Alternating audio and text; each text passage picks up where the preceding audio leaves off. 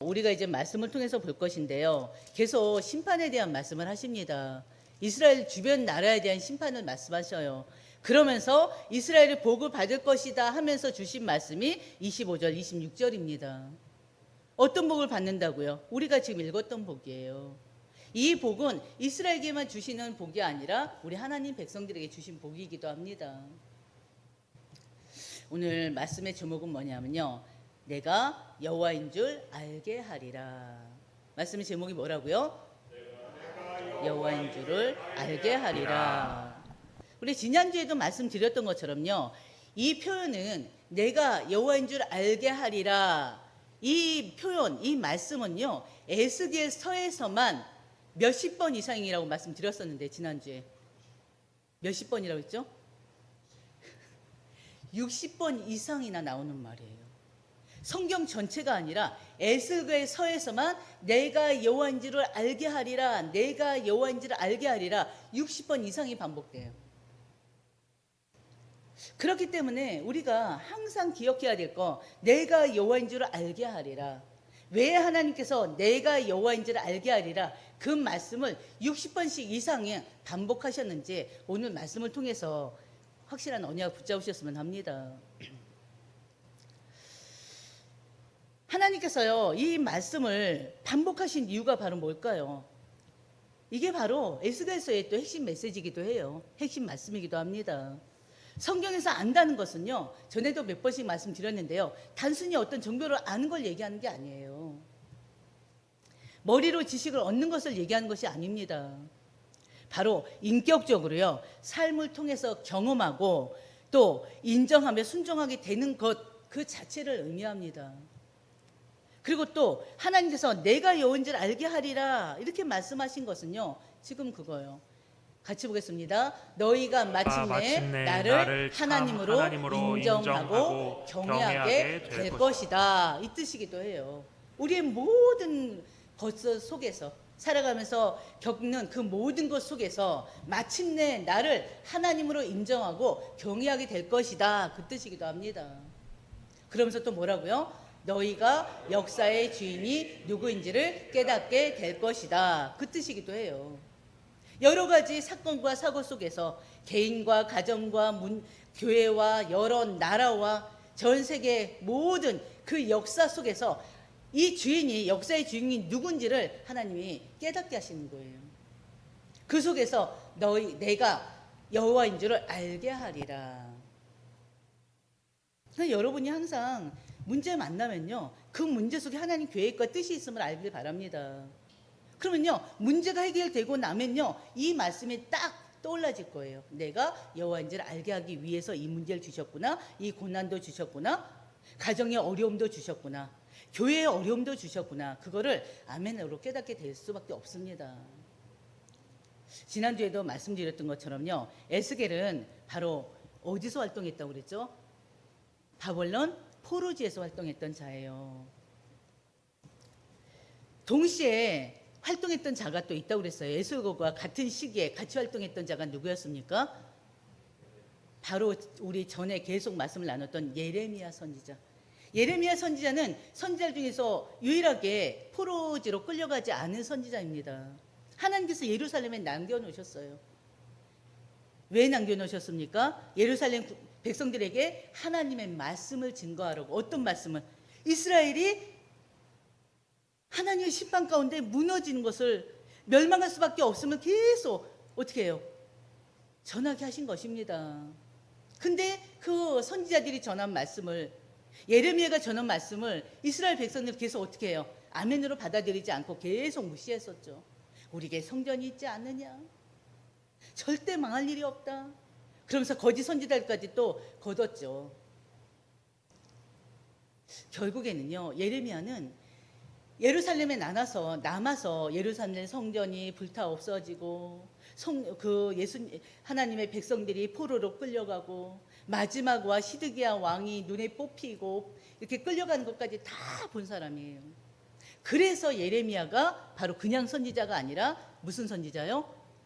눈물의 선지자인 거예요. 바로 이 에스겔과 이 예레미야가 같은 시기에 활동을 했던 사람이고요. 결국에는 그들 입술 통해서 전달된 게 뭡니까? 하나님의 심판. 하나님의 심판을 그들 입술 통해서 전달되게 하셨던 것입니다. 그러면서요, 결국에는 그 말씀대로 실제로 예루살렘은 함락됐습니다. 지금 구약을 하면서 계속 반복되는 말씀이에요. 사실은 어려운 말씀이 아니에요. 계속 반복되는 말씀이에요. 예루살렘의 멸망, 예루살렘의 함락. 그 후에 오늘 이제는 본문 25장에서 32장 말씀입니다. 한마디로 1장에서 24장까지의 말씀은 뭐 어떤 말씀이었나요? 한마디로 예루살렘의 멸망에 대한 말씀이었죠. 예루살렘의 함락에 대한 말씀이었죠. 그리고 25절에서 32장은요. 25장에서 32장은요. 이제는 하나님의 시선이 이제 밖으로 돌려집니다. 근데 여러분들이 오늘 말씀은 어렵지 않을게요. 예레미야 때 했던 말씀이기도 해요. 이스라엘 주변 나라에 대한 심판이에요. 오늘 본문의 25장에서 32장인데요. 이 말씀은 예레미야서 46장에서 51장의 말씀과 거의 비슷하게 흘러갑니다. 그래서 아마 다른 날보다 덜 어렵게 느껴질 거예요. 그리고 또 이스라엘 역사를, 특히나 이 포로 때의 이스라엘의 그 당시의 역사를 좀 더 이해하는 시간이 될 겁니다. 이미 알고 있지만 하나님께서 왜 심판하셨는지, 바로 내가 여호와인 줄 알게 하리라는 그 말씀이 어떻게 해서 나오게 됐는지를 여러분이 깨닫게 되는 시간이 될 것입니다. 바로 25장에서 32장, 바로 예레미야 46장하고 51장, 46장에서 51장까지 반복되는 말씀인데요. 바로 지난주에서 말씀드렸는데요. 예레미야는 예루살렘에서 하나님의 심판을 선포했고요. 에스겔은 바로 같은 시기에 포로지에서 하나님 심판을 강조했다는 거, 선언했다는 거, 그것을 우리는 지난주에 말씀을 통해 듣고 있죠. 두 성경이, 예레미야서나 에스겔서나 두 성경이 말하고자 하는 핵심 메시지는요, 다른 것이 아니라 바로 뭘까요? 하나님은 이스라엘만의 하나님이 아니라 열방의 하나님이다. 그거예요. 이스라엘 백성들이 열방의 하나님인 걸 원치 않았어요. 오직 이스라엘만의, 유대만의 하나님이길 원했습니다. 그 사상을 뭐라고 그래요? 선민 사상이라고 그러죠. 그렇죠? 근데 하나님은 아니에요. 이스라엘만의 하나님이 아니라 열방의 하나님이셨어요. 모든 민족의 하나님이셨어요. 그러면서 에스겔과 예레미야의 공통 메시지는 뭐냐? 열방의 흥망성쇠를 통해서 하나님께서 온 세상의 주권자이심을 드러내는 것입니다. 오늘 그 말씀을 또다시 예레미야에 이어서 또다시 보게 될 겁니다. 그럼 더 구체적으로요, 하나님께서 내가 여호와인 줄 알게 하리라, 이 말씀을 하신 이유가 뭘까요? 그것을 한번 우리가 심판 과정을 통해서 보고자 합니다. 바로 첫 번째요, 하나님께서 내가 여호와인 줄 알게 하리라 말씀하신 이유, 바로 첫 번째는요, 바로 하나님만이 역사의 주인이시다. 하나님만이 역사의 주인이심을 알게 하기 위함입니다.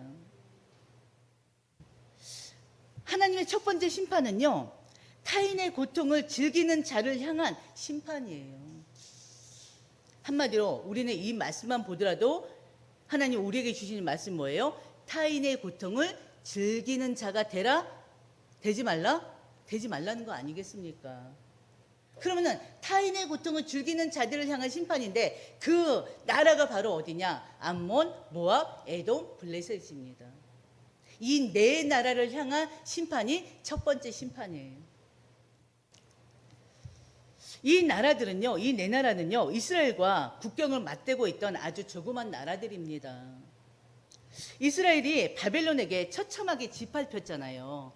하나님께서 하신 일이었죠. 느부갓네살을 통해서 하나님 예루살렘을 완전히 멸망시키게 만들었었죠. 그렇지 않습니까? 예루살렘 성전이 불타고 멸망했을 때 이 네 나라의 공통점이 바로 뭐냐면요, 예루살렘의 멸망을 슬퍼하지 않았다는 거예요. 먼저 암몬의 죄를 보면요, 25장 1절에서 7절인데요. 암몬의 죄를 보면요, 오히려 유다의 멸망을 보면서 기뻐했던 나라입니다. 완전히 악한 죄입니다. 다른 사람이 안 되는 걸 보면서 기뻐하면 안 돼요. 우리 속담에 사돈이 땅을 사면 뭐 하다고요? 배 아프다고 그러잖아요. 근데 우리는 그러면 안 돼요. 사돈이 땅을 사면 축하해 줘야죠. 왜 배 아파합니까? 바로 암몬이요. 유다가 철저하게 처절하게 멸망하는 걸 보면서 기뻐했던 민족이었어요. 25장 3절 보면요. 내 성소가 더럽힘을 받을 때, 내 성소가 뭡니까? 하나님의 성소가 뭐예요? 예루살렘 성전 아닙니까?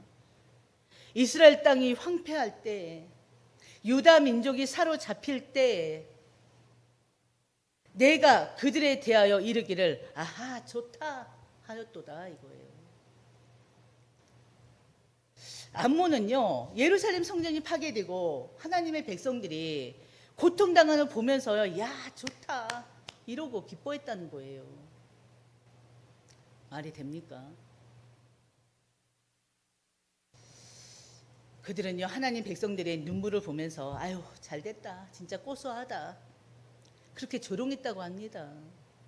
하나님은 그 죄를 가볍게 보지 않으셨어요. 우리는 일본에 대해서는 보이지 않게 약간 이 마음에 안 좋은 감정이 있잖아요. 특히나 젊은 세대들은 그게 거의 없어요, 사실은. 역사 의식이 있어도요, 그거에 대해서 조금 덜해요. 근데 어른들 같은 경우는 괜히 일본 하면 또 이렇게 다가오는 게 있잖아요. 근데 만약에 일본이 아주 철저하게 무너졌다고 생각해 보세요. 일본 하면 지진들이 굉장히 많잖아요. 지진으로 해서 얼마나 크나큰 사건들이 많습니까? 그럴 때마다 여러분들 고소하다, 에이 고소하다 이럽니까? 안 돼요. 안 됩니다. 똑같아요. 그걸 보면서 아우 고소하다, 아유 잘됐다, 아유 저 나라는 저래도 돼. 하나님 그것을 죄로 여기십니다. 그에 대해서 하나님 심판은 바로 뭡니까? 25장 4절입니다. 내가 너를 동방 사람에게 기업으로 넘겨주리니. 바로 하나님은요, 암몬의 땅을요, 외부 민족들에게 넘기시겠다고 아예 선언을 해버리셨어요. 당시 암몬 사람들은요, 농사를 짓고 목축업으로 살아가던 자들입니다. 이제 그들의 땅을요, 유목민들이 차지하게 된다는 것을 하나님 선언하셨습니다. 이 암몬을 통해서 우리에게 주시는 말씀은요, 좀 아까도 말씀드렸던 것처럼 다른 사람의 실패, 다른 사람의 고난을 우리 믿음의 사람들은요 절대 기뻐하지 말라는 거예요. 오히려 애통하면서 어떻게 해요? 같이 울어주는 자들이 돼야 돼요. 애통하면서요 그들을 위해서 정말 눈물로 기도해 주는 사람들이 돼야 됩니다. 하나님 그런 자들을 찾아요. 우리 역시도 누군가 실패하거나 어려움을 당할 때 만족하거나 비난하는 마음 생길 수도 있겠죠. 너무 안 좋은 관계가 있다면. 그러나 성도는요, 남의 아픔을 즐거워하는 것이 아니고요, 함께 우는 자들이 돼야 되고요, 회복되기를 위해서 기도하는 자들이 돼야 됩니다. 아멘. 여러분 마음속 깊이 조금이라도 다른 사람에 대한 그러한 감정이 남아 있다면 그것을 하나님 앞에 기도해 보시길 바랍니다. 전에도 몇 번씩이나 말씀드렸던 것처럼 원수를 사랑하라 쉽지 않아요. 그렇잖아요. 하나님 무조건 원수를 사랑하고 그들의 모든 죄를 용서해라, 그게요 쉽지는 않은데 왜 그 말씀을 하시느냐. 무조건 죄를 덮어주라, 무조건 용서해주라, 그 뜻은 아니에요. 그 정도로 내 마음이 하나님께 향해 있어야 되고요, 내 의지로 안 되는 거 하나님께 기도해서 되게끔 만드는 것입니다. 바로 모압의 죄를 한번 볼까요? 25장 8절에서 11장입니다. 모압의 죄는요, 하나님의 백성들을 조롱한 죄예요. 모압이 바로 누굽니까? 롯의 후손이잖아요. 이들은요, 이 유대 민족이요, 바벨론에 의해서 완전히 철저히 망가질 때 심판받는 것을 보면서요, 뭐라고 했냐면요, 아유 유다도 별것 없네.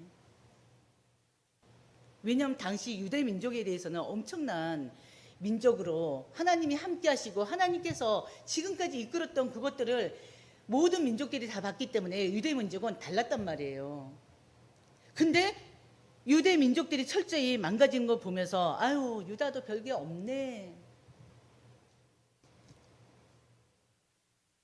그것뿐입니까? 유다의 하나님도 다른 신들과 다를 게 없네. 그러면서 막 비웃는 거예요.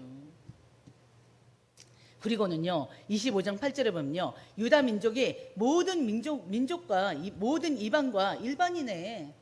뭐 다를 게 없네 그 뜻이죠. 그러면서 조롱한 것입니다. 이 말은요 단순히 유대 민족만을 비웃는 게 아니에요.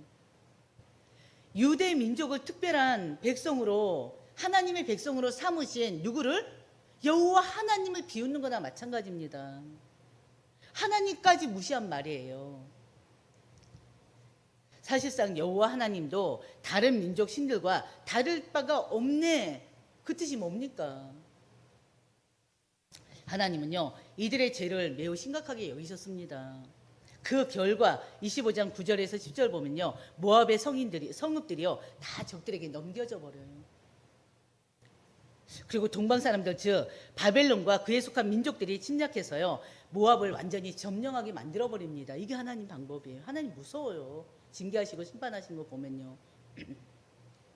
결국은요 모압은 나라로서의 힘과 영광을 잃고요 역사 속에서 사라지게 됩니다. 하나님은 우리에게요 모압처럼 하나님을 가볍게 여기지 말라는 것입니다. 오늘날에도 하나님 없이도 살 수 있다고 생각하거나 또 세상의 가치가 더 중요하다고 여기는 태도가 하나님 앞에서는 잘못된 태도입니다. 우리 강단에서도 그랬잖아요. 헛된 속임수, 철학과 헛된 속임수에 속지 말라고 그랬잖아요. 세상의 가치관에 속으면 안 됩니다. 그래서요 성도는 어떤 환경 속에서도 하나님이 역사의 주인공임을 믿으셔야 돼요. 그렇잖아요. 이 역사의 주인공은 하나님이십니다. 저 에어컨 좀 끄셔야 되지 않아요? 다 이러고 계셔요. 끄는 게 아니라 줄여야 되겠죠. 그렇죠? 그러면서요 또 에돔 족속의 죄를 하나님은 물으십니다. 에돔 족속의 죄는요 에돔의 죄는요 형제를 배신하면서 복수하기까지 한 죄예요. 12절에서 14절입니다. 에돔은요 이스라엘의 바로 형제 민족입니다. 혹시 에돔 족속이 누구에서 비롯됐는지 아십니까? 그렇죠. 에서죠. 에서가 누구죠? 야곱의 형이죠. 바로 야곱의 형 에서의 후손이에요. 에돔 족속은요. 에돔 족속은 에서로 인해서 시작된 바로 족속입니다. 그런데요. 어떻게 보면 형제 족속이잖아요. 근데 이 에돔은요. 유다 민족이 고난을 당하고 고통을 겪는데요. 그걸 보면서 기뻐했던 민족입니다.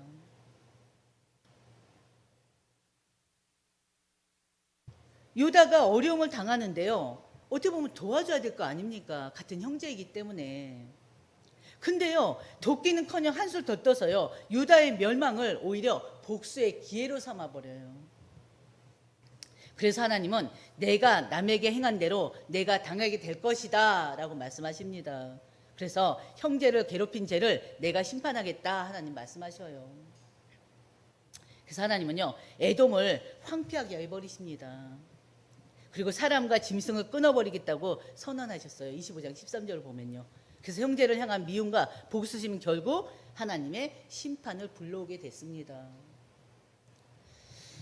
바로 하나님은 우리에게 명령하신 게 뭐예요? 사랑이잖아요. 사랑. 하나님 사랑, 이웃 사랑. 그래서 우리는요 그 사랑이란 단어를 항상 우리 마음속 깊이 새겨야 돼요. 그래서 그 사랑을 항상 우리가요 어디서나 실천하는 그런 하나님의 백성들이 되셔야 됩니다. 그 다음에 죄에 대한 심판이요 블레셋이에요. 25장 15절에서 17까지인데요. 바로 이 블레셋의 죄는요 오래된 증오심을 품고 유다를 공격한 죄입니다. 블레셋은 여러분이 너무나 잘 아는 것처럼 우리가 구약 성경을 읽으면 항상 이스라엘 백성들과 싸웠던 그 족속이 바로 블레셋 족속 아닙니까? 블레셋은 오랫동안 이스라엘과 원수 관계, 완전 적대 관계에 있어요. 그래서요, 그 블레셋은 특히나 이스라엘에 대한 증오심이 굉장히 많습니다. 적개심이 굉장히 많습니다. 그래서 항상 이스라엘을 멸망시키려고 했고요. 이스라엘 멸망당하기만을 기다렸던 자들이에요. 그래서 그동안 품어온 증오심으로요, 오히려 유다가 약해짐을 틈을 타서요, 유다를 공격합니다. 블레셋은 단순한 전쟁을 한 것이 아니고요, 그들 마음속 깊이 있던 그 미움과 그 원한으로 하나님의 백성을, 하나님이 특별히 택한 그 백성을 대적한 것입니다. 그래서 하나님은요, 블레셋 사람들을 끊어버리고 해안가에 남은 자들까지 멸하시겠다고 25장 16절에 완전히 선언하셨어요. 결국 블레셋은 어떻게 됐을까요? 블레셋은요, 역사 속에서 점차 사라지게 됩니다. 그러면서요, 민족으로서 정체성을 잃게 됩니다. 오랜 세월 마음에 품고 있던 그 미움과 증오가요, 결국에는 그 나라를 멸망으로 이끌게 된 거예요. 우리가 계속 지금 한 나라 보면서요, 사용되어진 단어들을 보시길 바랍니다. 증오심, 미움. 그럼 모든 것들이 결국에는 어떤 끝이 되는지, 그걸 여러분들이 보셔야 돼요. 우리는요, 에돔과 블레셋처럼요, 오래된 원한을 품고 복수하려 하면 안 된다는 것을 하나님은 또 말씀을 통해서 깨닫게 하시는 거예요. 성도는요, 특히나 하나님 사랑받은 성도는 십자가에 죽기까지 하신 그 예수 그리스도 사랑을 받은 우리는요, 상처를 절대 붙들고 있으면 안 됩니다. 상처가요, 미움이 되고 그 미움이 뭐가 돼요? 큰 죄를 낳게 된단 말이에요. 상처를 붙들기보다는요, 진짜 기도하시면서 상대를 용서하고, 그리고 특히나 그거에 대한, 상대에 대한 복수는요, 우리가 직접 하는 것이 아니라 하나님께 맡기셔야 돼요. 그럼 하나님 반드시 죄에 대해서 물으시는 분이고요, 그 죄에 대해서는 반드시 징계하시고 심판하시는 하나님 아니십니까? 아멘. 그래서 우리의 마음 상태가 바로 그런 상태가 돼요. 나라들 하나가 무너지는 걸 보면서 우리는 그 나라를 개인의 한번 마음 상태로 보시길 바랍니다. 영적 상태로 보시길 바랍니다. 그럼 내 마음이 어떤 마음이 돼야 되는지. 한마디로 내 나라의 공통점은 뭐냐면요, 하나님을 인정하지 않고요, 자기 생각, 자기 감정대로 행동했다는 것이에요. 그는 평상시 우리 모습에서도 많이 나오잖아요. 하나님을 인정하지 않고 자기 생각, 자기 감정대로 행동하는 거. 성도는요, 교만 대신에 겸손함을 가져야 됩니다. 미움 대신에 사랑을 가져야 돼요. 조롱 대신에 긍휼함을 가져야 됩니다. 이게 바로 내 나라에 없었던 거예요. 우리한테 있어야 될 것들입니다. 그래서 내 나라의 죄는 각각 달라 보이지만요, 사실은 하나의 공통점을 가지고 있습니다. 바로 내 나라의 모든 공통점은요, 하나님 백성을 대적하는 거예요. 하나님 백성을 대적했다는 건요, 하나님을 무시한 거나 마찬가지입니다. 그래서 하나님은 그들을 심판하시면서 반복해서 하시는 말씀이 바로 하나님 모압을 심판하시고 나서 끝에, 암몬을 심판하고 나서 끝에, 블레셋을 심판하고 나서 끝에 말씀이 다 뭔지 아십니까? 바로 그들이 내가 여호와인지를 알리라. 그 1장에서만 해도요, 계속 그들이 내가 여호와인 줄을 알리라 계속 반복하셨어요. 기억하시길 바랍니다. 그럼 두 번째, 하나님은요, 물질과 성공을 우상으로 삼는 자들을 심판하셨습니다. 바로 26장에서 28장입니다. 바로 26장에서 28장은요, 당시 지중해 해상 무역의 중심지였던 두로에 대한 심판입니다. 두로는요, 당시에 세계 최고의 무역 도시였어요. 항구 도시인데요, 무역 도시였습니다. 오늘날로 말하면요, 뉴욕이나 런던 같은 세계 금융과 무역의 중심지였다는 거예요, 한마디로. 그러다 보니까 어떻게 해요? 두로에는요, 막대한 경제력이 엄청납니다. 그래서요, 그들은 그 막대한 부를 자랑했었고요, 부족함이 없어서요, 다른 나라 사람들이 굉장히 부러워했던 그런 도시였습니다. 그러다 보니까요, 그 두로의 사람들 마음에는요, 그들의 마음에는 바로 교만함이 들어올 수밖에 없었습니다. 풍요가요, 결국에는 교만함을 낳게 됐어요. 두로 왕이 돈이 많아지고 성공하고 풍요로워지니까 바로 그 두로왕 입에서요 교만함이 나와요. 내가 신이다.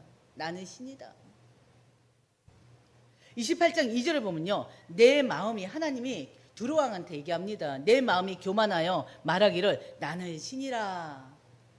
내가 하나님의 자리 곧 바다 가운데 앉아 있다 하도다. 내 마음이 하나님 마음 같은 채할지라도 너는 사람이요 신이 아니거늘. 두로왕, 너는 사람이요 신이 아닌데 나는 신이다 그러고 있다는 거예요. 두로왕은요 스스로를 신의 위치에 올려놓았습니다. 하나님 없이도 살 수 있다. 내가 바로 신이다. 그런 두로왕에게요 하나님은 너는 하나님이 아니라 누구라고요? 그냥 일개 사람일 뿐이다. 그걸 다시 반복하시는 거예요. 하나님은요 그 화려했던 해상도시 두로를요 바다 깊은 곳에 수장시켜 버리겠다고 말씀하십니다. 그게 바로 심판의 말씀이에요. 그들이 의지했던 재물, 그들이 자랑했던 무역로,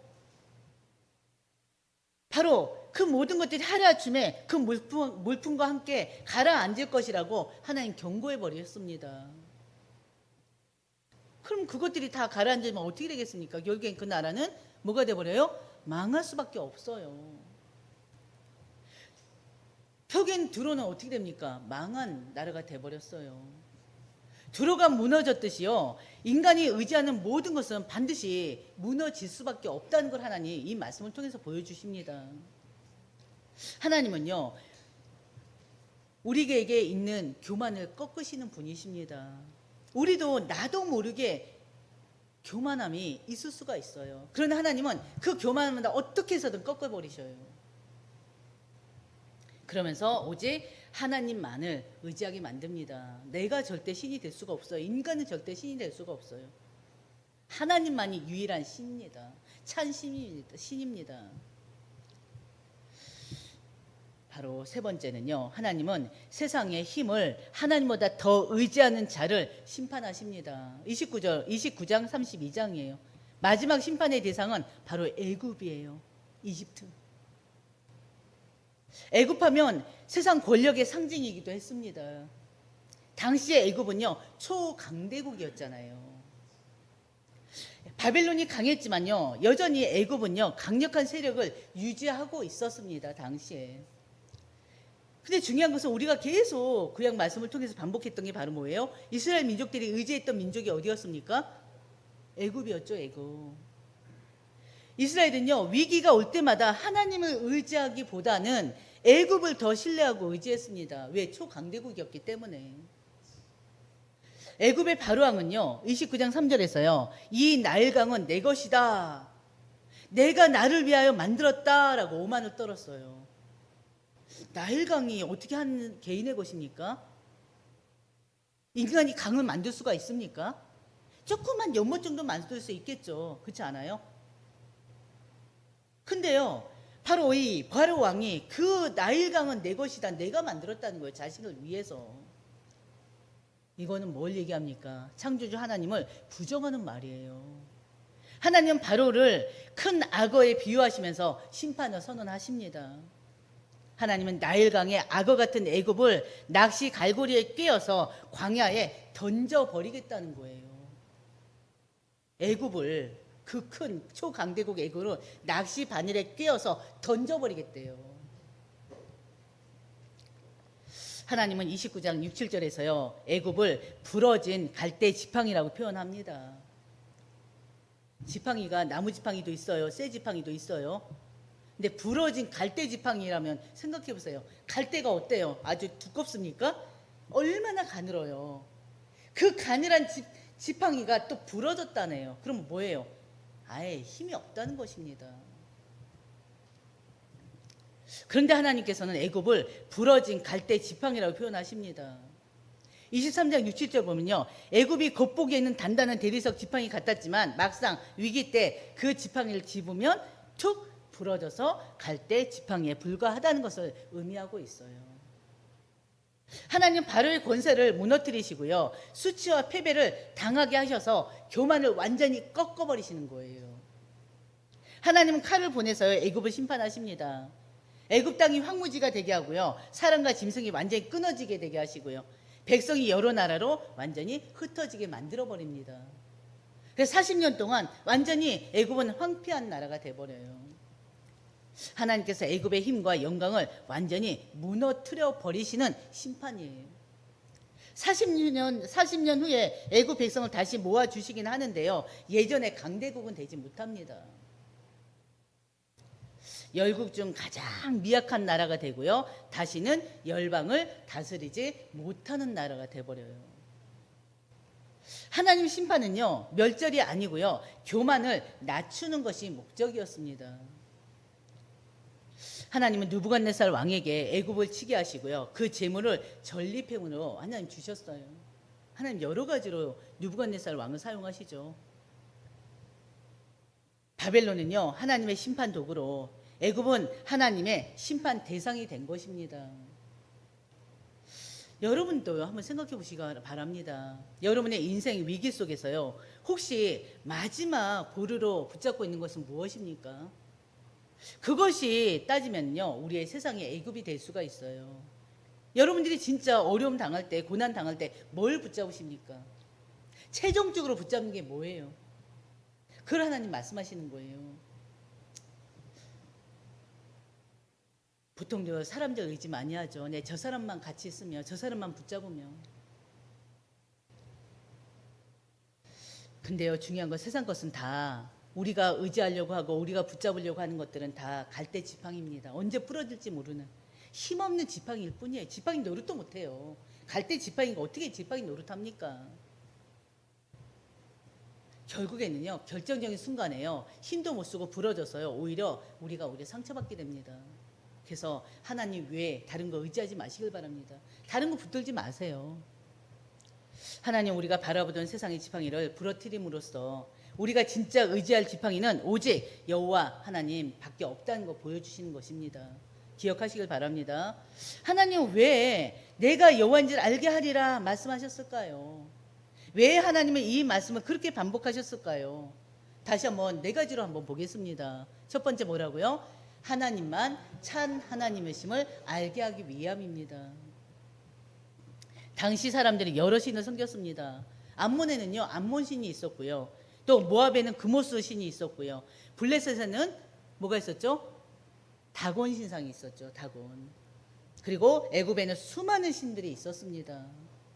사람들은요, 그 신들이 자기네 나라를 지켜줄 걸로 믿었어요. 근데 결국에는 어떻게 됐어요? 지켜주지 못했어요. 하나님은요, 열방을 심판하시면서 말씀하십니다. 나는 이스라엘만의 하나님이 아니다. 나는 온 세상의 열방의 하나님이다. 열방을 섬기던 신들은 사람의 손으로 만든 우상일 뿐입니다. 그렇지 않습니까? 여호와 하나님은 사람이 만든 우상이 아니에요. 스스로 계신 분이세요. 천지를 창조하신 참 하나님이십니다. 그래서 하나님은 이 심판들을 통해서, 나라들의 심판을 통해서 오직 나만이 참 하나님이다, 그걸 알게 하기 위함이었습니다. 한마디로 여러분에게 있는 그 모든 문제, 위기, 그 어떤 것든 결국에는 뭐 때문에? 하나님만 참 하나님이심을 알게 하기 위함이라는 거 기억하시길 바랍니다. 내가 여호와인 줄 알게 하리라. 하나님 왜요? 두 번째요, 인간의 교만함을 꺾기 위함입니다. 우리가 지금 25장에서 32장을 봤잖아요. 모든 나라의 공통점이 뭐라고 했어요? 그 죄가 뭐였어요? 교만 아니었습니까? 암몬은 남의 불행을 비웃고 교만을 가졌고요. 모압은 하나님을 조롱하는 교만을 가졌었고요. 두로 왕이 뭐다? 나는 신이다. 자기는 신이라고 말할 정도로 교만했습니다. 그리고 또 바로는 나일강은 내 것이다. 내가 나를 위해서 만들었다. 말도 안 되는 그런 얘기를 했었잖아요. 바로 인간은 하나님 없이도 살 수 있다고 생각하는 그런 잘못된 그 교만함 꺾기 위해서 내가 여호와인 줄 알게 하리라 심판하셨던 거예요.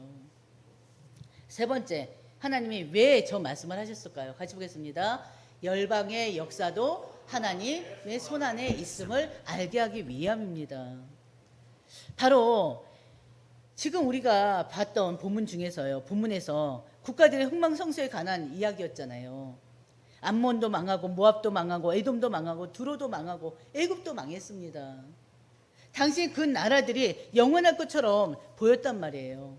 그러나 하나님은 한 나라를 세우기도 하고 한 나라를 무너뜨리기도 하시는 분입니다. 그래서 열방의 역사도 누구의 손? 하나님 손 안에 있음을 알게 하기 위함입니다. 마지막, 하나님이 내가 여호와인 줄 알게 하리라. 그 이유는 뭡니까? 자기 백성을 회복하시기 위함입니다. 궁극적으로요, 자기 백성을 회복하시기 위함이에요. 이것이 바로 가장 중요한 이유 중에 하나입니다. 하나님의 심판은요, 파괴가 목적이 아니라 뭐가 목적이라고요? 회복. 하나님이 여러분들을 징계할 때도 여러분들을 완전히 망가뜨리기 위함이 아니라 그 징계를 통해서 더 깊어지라고, 말씀으로 깊어지고 더 정금같이 단련되게 하기 위한 바로 회복이에요. 회복. 그래서 여러분들이 항상 문제 있을 때마다 하나님 원망하거나 그러지 마시고요. 하나님이 또 나를 또 더 단단히 세우기 위해서, 나를 더욱더 어떻게 해요? 더 이렇게 말씀으로 세우기 위해서, 그리스도의 인으로 하나님 제자로 세우기 위해서 하나님 허락하신 거구나 라고 감사의 기도를 하시길 바랍니다. 바로 하나님 원하시는 거예요. 그래서 여러분들이 오늘 말씀을요, 다시 한번 새겨보시길 바랍니다. 다시 한번 묵상해 보시길 바랍니다. 그러면 여러분들이 오늘 말씀을 들으면서 붙잡을 기도 제목들이 너무나 많아요. 그대로 기도 제목으로 옮겨서 여러분 기도하시길 바랍니다. 그러면 진짜 하나님이 원하시는 하나님의 사람이 될 수 있을 거예요. 아멘. 바로 여러분들이 하나님 바라시고 원하시는 그런 하나님의 사람들 되기를 주의 이름으로 축원드립니다. 우리 찬송가 410